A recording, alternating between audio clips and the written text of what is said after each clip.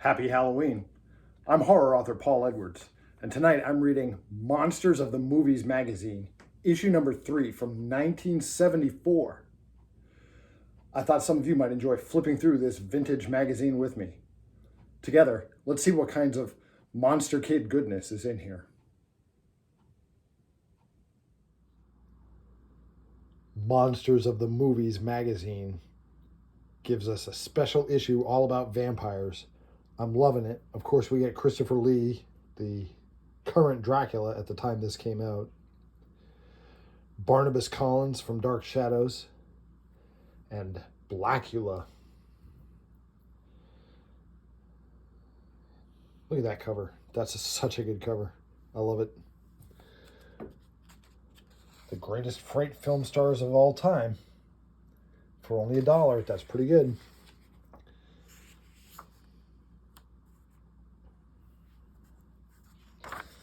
Bela Lugosi, His Life and Undeath. Gulp.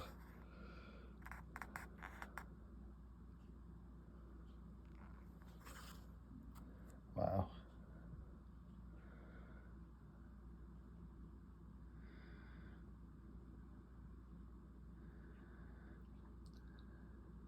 Ooh, the Night Stalker. All right.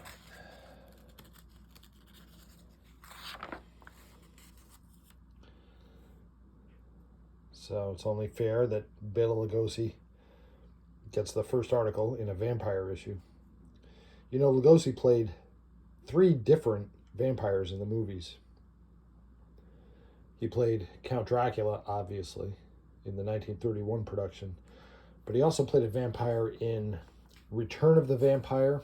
He played Count Armand Tesla, and in Mark of the Vampire.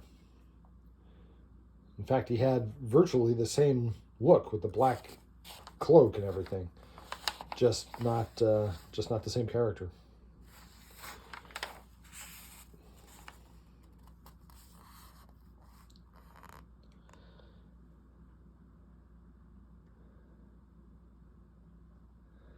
And there's a publicity still of Dracula killing Renfield, Dwight Fry. Wow.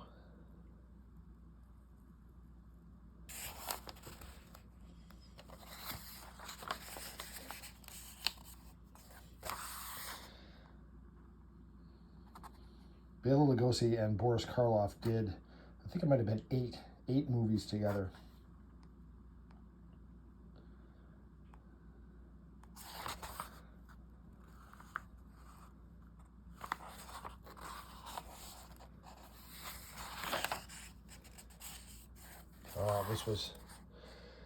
This was from when Lugosi started to do Poverty Row movies, and this was an early Poverty Row movie, The Devil Bat. He was the chemist at a cosmetics company, and he had trained his special gigantic bats to kill anyone who was wearing the scent of this certain cologne. Devil Bat's pretty good.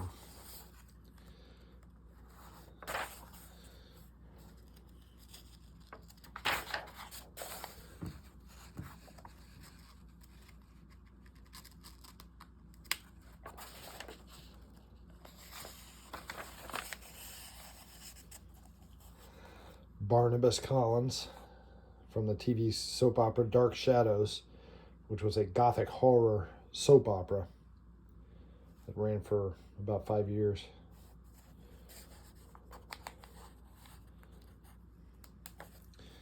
He became the main character on the show, even though he wasn't on it from the beginning.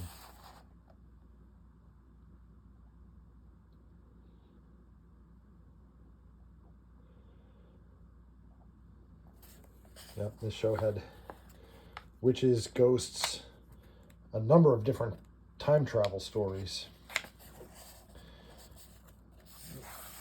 They would go back into past generations of the family and see where curses originated from and so forth. Oh, look at that set.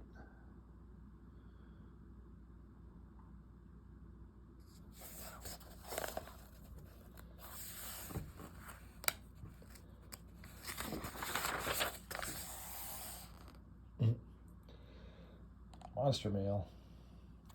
This is Bela Lugosi in Mark of the Vampire with his assistant, Luna the Batgirl.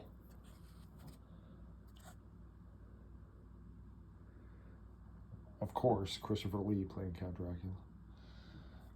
Somehow King Kong got in here.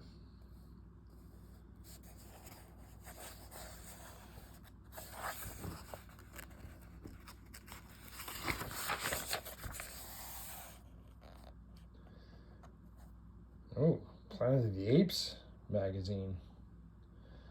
Planet of the Apes was in its glory days in the first half of the 70s.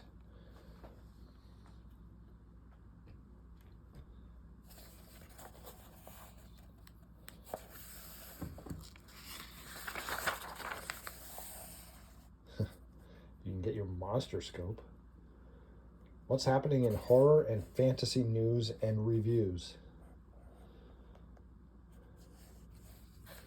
Ooh, Crypt of the Living Dead.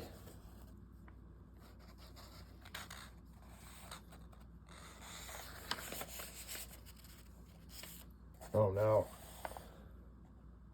If you've seen the film, you recognize that immediately. Oh, that was so scary.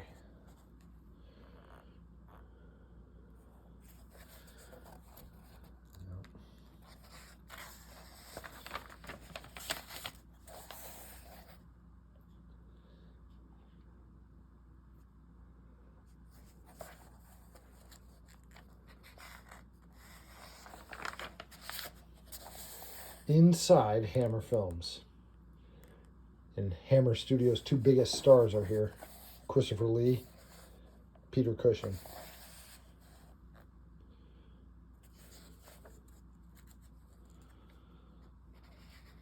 So it's going through the history of Hammer Studios. Hammer Studios existed since the 1940s, but the Hammer that we know, the horror-making Hammer, started in 1957 when they did their first Frankenstein movie, The Curse of Frankenstein. That's the era of Hammer that we usually think of when someone says Hammer Studios.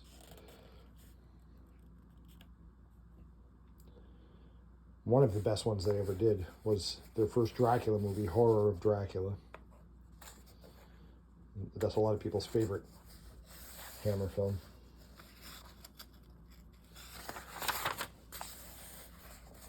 Oh, there's a change of gears for you. The Making of Dark Star.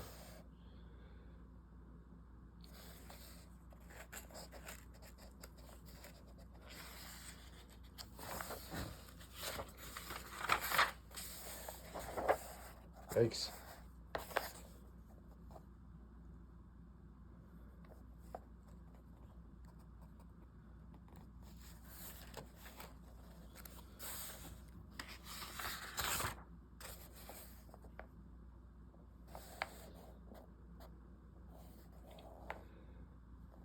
One of the first monsters of the movies was in animated form. And since then, there have been thousands of other relatives of King Kong, Frankenstein, Godzilla, and the Wolfman in cartoons, both comic and creepy. You'll learn about them here. And Don Glut will especially highlight the genius of one great animator, Bob Clampett.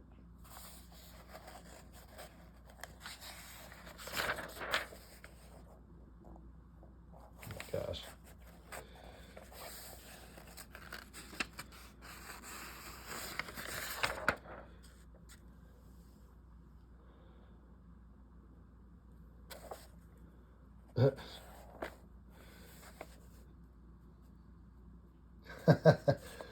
To all the readers of Monsters of the Movies, that's this magazine.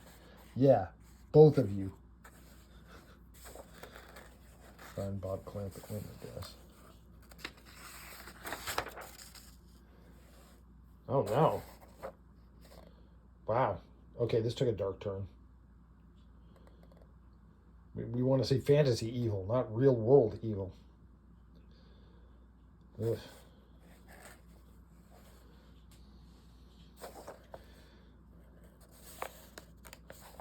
Wow. Variations on a vampire theme.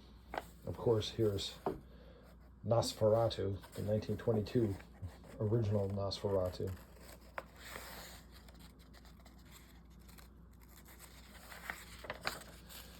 You know, Nosferatu came this close to being a lost movie because there was a lawsuit. Bram Stoker, who had written Dracula, his widow sued for plagiarism and won.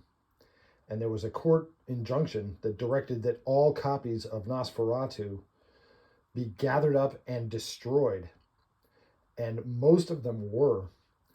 There was one guy, one film collector who was what we would think of as a fanboy, who clung on to one last copy of Nosferatu. And every print of Nosferatu that exists now is descended from that one contraband print that one guy saved.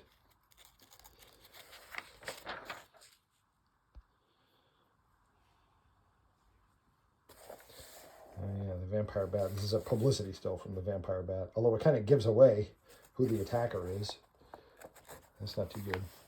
Probably shouldn't give away the answer to your mystery in the lobby cards for your movie. The Vampire's Ghost, which, although it doesn't sound like it, is a jungle movie, or largely a jungle movie. Oh, Curse of the Undead. I did a video on this movie recently.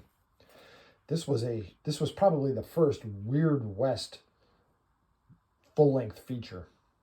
This was a cowboy vampire movie where there was a gunslinger who was a vampire. And it was about equal parts cowboys movie and monster movie.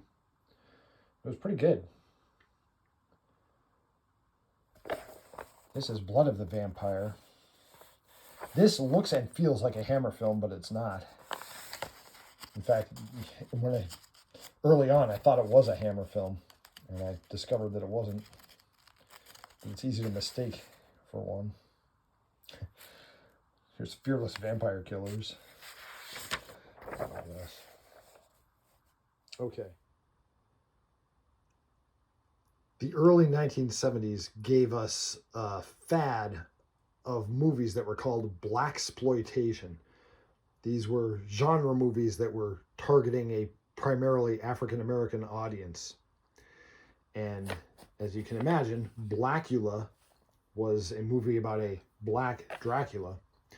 There was also Blackenstein, Dr. Black and Mr. Hyde, and they had plans to make one more of these, which would have been the crowning achievement of their little niche market, Black the Ripper. But they never wound up making Black the Ripper, which is a shame because as far as blaxploitation movies go, that was the best of the titles. But okay.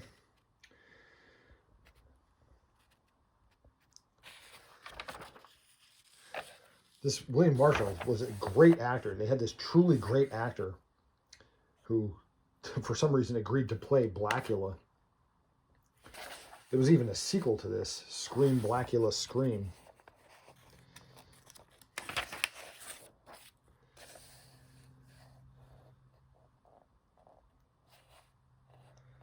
Wow, you get the Planet of the Apes and the World of Dinosaurs and classic monsters all on the same page.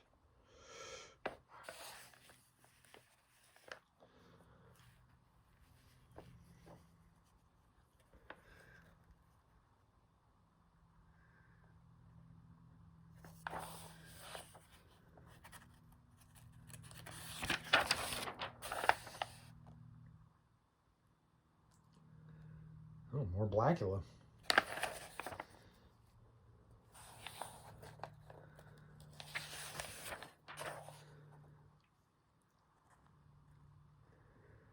John Carradine from House of Frankenstein.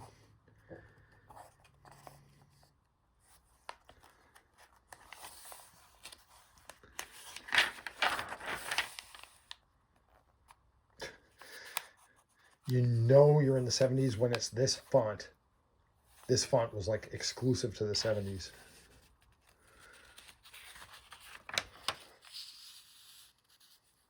Oh, from Werewolf versus the Vampire Woman. That's the Vampire Woman, Countess Wandessa.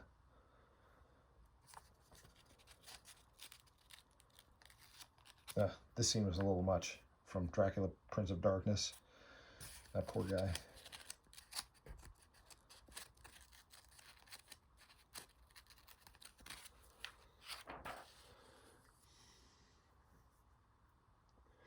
Shouldn't that be the afterlife story of Dracula?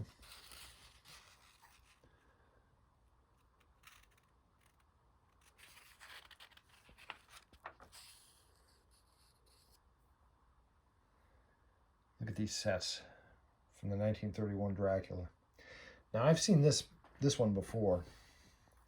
Maybe one of you can help me out here. This is not the set from Dracula's Castle, because, as you, I'm sure, know, in Dracula's Castle, the main staircase goes here and then this way. This is something else. This looks like a set that was supposed to be Carfax Abbey, but I don't remember this view of Carfax Abbey from the movie. So if any of you can help us out here, please do. Was this a set that wound up not being in the final product and they just did publicity pictures in it? Let me know.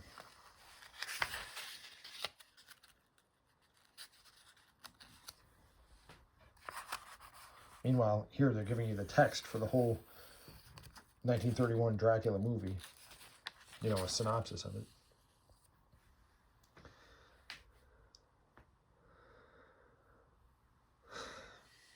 They made a big deal in House of Frankenstein about how it had 5 monsters, but, you know, this is a monster, this is a monster, this is a monster. A hunchback, that's a guy with a disfigurement. That's not a monster. The Mad Doctor, scary, but not a monster. And then they did the same 5 in House of Dracula.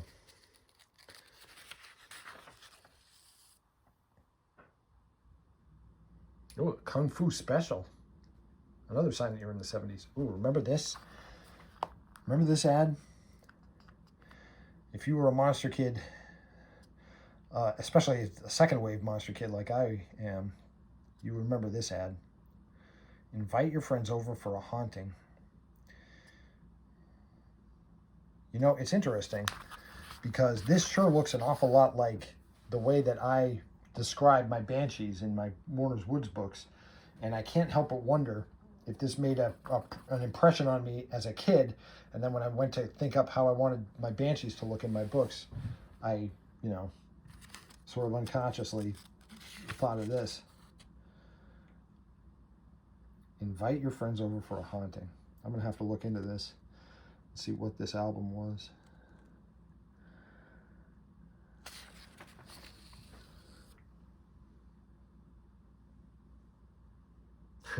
Do you have to make that dreadful decision to watch television or to read Crazy Magazine?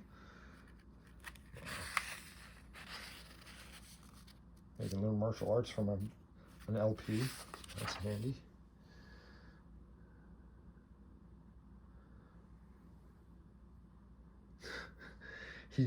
He's just heard about our plans for the next issue. Because the next issue was going to be the super sinister werewolf issue, which I did a video on previously. You can find that in my Monster Magazine Museum podcast.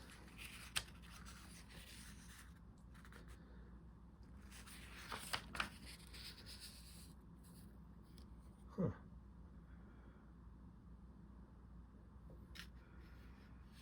Oh, remember these ads showing all kinds of fantastic prizes that you can get if you sign up for their pyramid scheme.